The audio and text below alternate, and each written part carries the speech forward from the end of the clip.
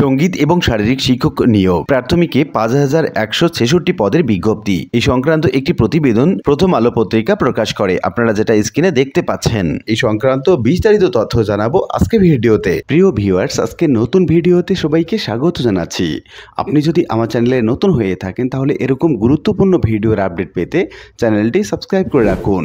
ভালো লাগলে like comment করুন আর সম্পূর্ণ ধারণা পেতে পুরো ভিডিওটি না টেনে দেখুন।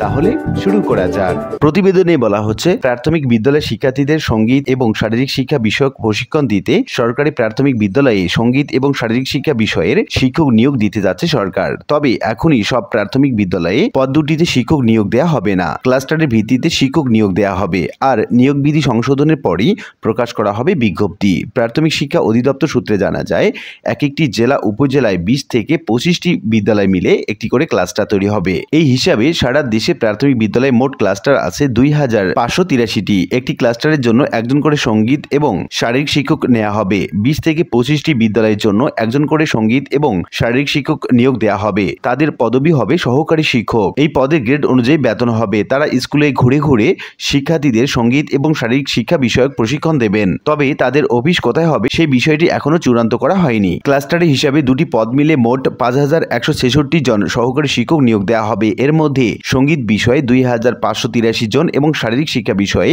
২,৫৮৩ জন। এই দুই বিষয়ে শিক্ষক নিয়োগের জন্য ইতিমধ্যে সব আনুষ্ঠানিকতা সম্পন্ন করে পদ সৃজন করা হয়েছে। জনপ্রশাসন এবং অর্থ বিভাগের শর্ত অনুযায়ী পদ দুটি সরকারি প্রাথমিক বিদ্যালয়ে সহকারী শিক্ষক নিয়োগ বিধিমালা ২০১৯-এ অন্তর্ভুক্ত করে নিয়োগ কার্যক্রম গৃহীত হবে মর্মে উল্লেখ করা হয়েছে। পদে নিয়োগের জন্য বিধি সংশোধনের প্রস্তাব ইতিমধ্যে মন্ত্রণালয়ে পাঠানো হয়েছে। প্রাথমিক শিক্ষা অধিদপ্তরের একজন কর্মকর্তা প্রথম আলোকে বলেন, সঙ্গীত এবং শারীরিক শিক্ষা বিষয়ের শিক্ষক পদে নিয়োগের জন্য কি কি যোগ্যতা লাগবে, কিভাবে নিয়োগ দেওয়া হবে, এসব বিষয় পরিষ্কার করার জন্য প্রাথমিক শিক্ষক নিয়োগ বিধিমালা ২০১৯ সংশোধনের জন্য প্রাথমিক এবং গণশিক্ষা মন্ত্রণালয়ে ইতিমধ্যে চিঠি পাঠানো হয়েছে। নিয়োগ বিধি সংশোধনের কাজ চলছে। ৫,১৬৬ পদের জন্য কবে নিয়োগ বিজ্ঞপ্তি প্রকাশ করা হতে পারে এমন প্রশ্নের জবাবে প্রাথমিক শিক্ষা অধিদপ্তরের ওই কর্মকর্তা বলেন, নিয়োগ বিধি সংশোধনের বিষয়টি সময় সাপেক্ষ।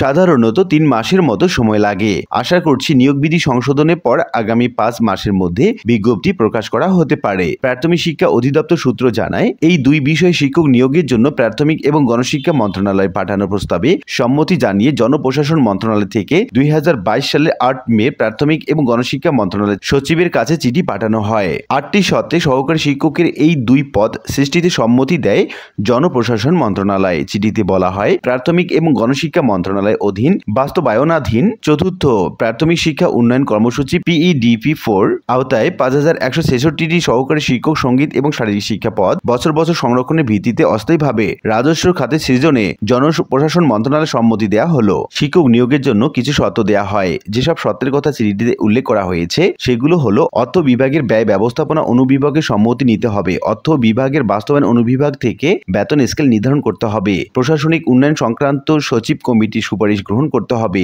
যে তারিখে প্রশাসনিক মন্ত্রণালয় থেকে পদ সৃষ্টির সরকারি আদেশ জারি করা হবে সেই তারিখ থেকে পদগুলো সৃষ্টি হবে। অস্থায়ী পদের ক্ষেত্রে মন্ত্রী পরিষদ বিভাগের সরকারি আদেশ অনুসরণ করতে হবে। সহকারী শিক্ষক সঙ্গীত এবং সহকারী শিক্ষক শারীরিক শিক্ষা পদ নিয়োগ বিধিমালায় অন্তর্ভুক্ত করে নিয়োগ দিতে হবে। পদ সৃষ্টি চূড়ান্ত আদেশে জনপ্রশাসন মন্ত্রণালয়ের সব শর্ত অবশ্যই উল্লেখ করতে হবে এবং পদ দুটি সৃষ্টিতে অর্থ বিভাগের সম্মতিপত্রের কপি এবং প্রশাসনিক মন্ত্রণালয়ের পদ সৃষ্টি সরকারি আদেশের কপি জনপ্রশাসন মন্ত্রণালয়ে সংগঠন এবং ব্যবস্থাপনা অনুবিভাগে পাঠাতে হবে। উল্লিখিত আলোচনা থেকে আমরা এটুকু বলতে পারি যে খুব শিগগিরই সঙ্গীত এবং শারীরিক শিক্ষা বিষয়ক সহকারী শিক্ষক পদে ৫,১৬৬ পদের নিয়োগ আসছে। তো যারা এখানে আবেদন করতে ইচ্ছুক তাদেরকে মানসিক এবং নিয়োগ বিজ্ঞপ্তি সম্পর্কে সতর্ক থাকতে বিশেষভাবে বলা হচ্ছে। আশা করি বিষয়টি বুঝতে পেরেছেন। আর আজকের ভিডিওটি এ পর্যন্তই। আশা করি ভিডিওটি আপনাদের ভালো লেগেছে। ভিডিওটি ভালো লাগলে লাইক কমেন্ট করতে ভুলবেন না।